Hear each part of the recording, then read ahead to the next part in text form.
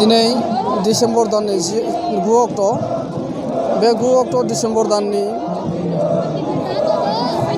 सानसौफु 11 रिंगानिफ्राय दिल्लीनि जन्तर मन्तराव मोनसे गेदेरथार सुबुंगमा जादों।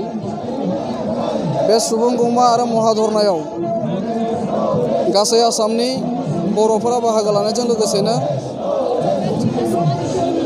गरखालेण्ड बिग्रा, विदर्भ बिग्रा आरो कुकिलेण्ड बिग्रा गासै गोदान रायजो बिग्रा हान्जाफोरा ज' जानानै दिनै भारत सरकारनि सिगाङाव फिन खनसेबाव गाव गावनि मोनथायखौ मोनफुंनांगौनि थाखाय भारत सरकारनि बे सेसननि समावनो जेरैखि जायाबाबो जोंनि मोनथायफोरखौ मोनफुंनांगौनि थाखाय खोथा बुंफैदों, होख्रावफैदों। जाहोना जाहैबाय बड'लेण्डआव थाग्रा बर' सुबुंफोरा दासिमबो गावसोरनि मोनथायखौ मोनाखै। गोबां गोलाव समनिफ्रायनो बे बड'लेण्डखौ बिबोनाय जादोंमोनब्लाबो दिनैसिमबो भारत सरकारा बेखौ दाफुंनानै होआखै। दा बेनिखायनो जिहेथु बर' माहारियाल' नङा, भारताव थानाय गुबुन गुबुन हारि माहारिफोराबो दिनैसिम बिनानै लायागौमानि, सेख'नानै लायागौमानि जेबोखौनो मोनाखै। दा बेबायदियैनो जों बे दिल्लीयाव थानाय नरेन्द्र मदि प्राइम मिनिस्टारा भारतनि, राजनाथ सिंह नखर मन्त्रि भारत सरकारनि, दा बिथांमोनखौ जों फोरमायनो नाजादों, फोरमायनो लुबैदों आरो फोरमायनो थाखाय बेयाव फैदों। जाहाथे फैबाय थानाय समाव बिथांमोना जोंनि बे आलादा रायजोनि जि मोनसे दाबि, बे दाबिखौ सुफुंनानै होआबा जोङो सेख'नानैबाबो लानाय जागोन। आरो बेखौ जोंनो नांगौ जानायनि गोनांथिया जाहैबाय जों आसामजों मालाबाबो जयै थानो हानाय नङा। आसामजों थानानै जोङो जोंनि हारि माहारिनि जौगानाय खामानि जेबो मावनो हायाखै। आसाम सरकारा दिनैसिमहालागै जोंनि बर'फोरनि हा हुनि जेंनाखौ फोजोबनानै होआखै, जोंनि बर'फोरनि फरायसालिनि जेंनाखौ फोजोबनानै होआखै, जोंनि बर'फोरनि माखासे ओनसोल, जाय ओनसोलफोराव बर'फोरा थायो बै ओनसोलफोरखौ पन्सायतआव दासिमबो सोसनाखै। दा गोबांथार जेंना थानायनि थाखाय आरो बे जेंनाफोरखौ सुस्रांनानै होयैनि थाखाय फिन खनसेबाव सम सम जोङो दिल्लीनि अनगायैबो आसामनि गुवाहाटियाव गोबांथार बेबायदिनो खुद्रिनाय हाबाफारिफोर लादों।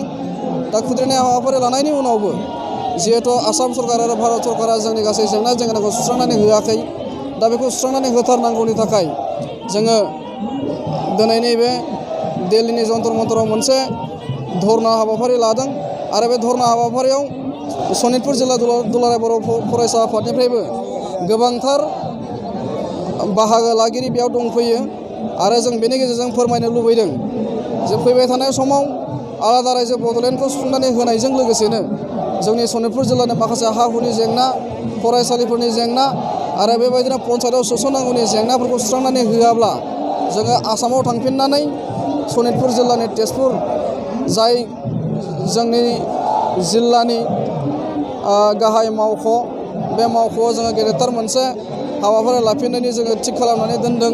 आरो बै हाबाफारिनि गेजेरजों जोङो आसाम सरकारखौ अरायसम बुंगोन, अरायसम खावलायगोन आरो दाबि दैखांगोन जाहाथे जोंनि गासै जेंनाफोरा जेसेबां हायो एसेबां थाब सुस्रांजानानै जोंखौबो गुबुन हारिफोरबायदि मोजाङै थानो बिथांमोना सुबिदा खालामनानै होयो, मोजाङै फरायनो बिथांमोना सुबिदा खालामनानै होयो, मोजाङै आबाद मावनानै जानो, मोजाङै बेफार फालांगि मावनो, मोजाङै लेखा फरायनानै गेदेर गोलाव जानो सुबिदा जाहाथे बिथांमोना बानायनानै होयो। बेनि थाखाय जोङो फिन खनसेबाव नांगौ रोखोमै हाबाफारि लानो थाखाय जों थिग खालामनानै दोनखादों। दा बे हाबाफारिखौ जों लाहैगोन। नंगौ, आलादा रायजो बड'लेण्डनि सिमाया बड'फा उपेन्द्रनाथ ब्रह्मनि दिननिफ्रायनो संकस्त सदिया। आरो बे संकस्त सदियानि गेजेरावनो जोङो बयबो गोग्लैनानै दङ, जों बयबो हाबफानानै दङ। नाथाय 2010 आरो 1993 मायथाइनि जि मोनसे सुक्ति भारत सरकारजों जादोंमोन बर'फोरनि गेजेराव, दा बै सुक्तियाव लेनथारियै मोनब्रैल' जिल्लाखौ सोसननायनि उनाव फारियै सनितपुर, बिस्वनाथ, धेमाजि, गलाघाट, लखिमपुर आरो गोबां बेबायदिनो बर'फोर थानाय जायगा, बै जायगानि सुबुंफोरा बै मोननै एकर्डआव थालांदों। दा बे थालांनायाव जोंहा नांगौ रोखोमै दुखु मोननाय आरो खुद्रिनाय आरो गाज्रि मोननाय गैया। खिन्थु जोङो बेबाराव खुनु मते एबारनि एकर्डआव थालांनायखौ लुबैजायाखै। एबारनायखौ हाबफाथारनो मोननांगौनि थाखाय जोङो सनितपुर जिल्लानि गासै रायजो राजाफोरा दैदेनगिरि बिथांमोनखौ लोगो हमनानै सावरायनाय जादों। दैदेनगिरि बिथांमोनखौ लोगो हमनानै सावरायदों। मोनफ्रोमबो आफादफोरा ज' जानानै जाहाथे आलादा रायजो बड'लेण्डखौ बिनायाव सहाय सहयोग आरो मदद होलायो बेनि थाखाय जोङो बायदि मेल मिटिंनि गेजेरजों बुंदों।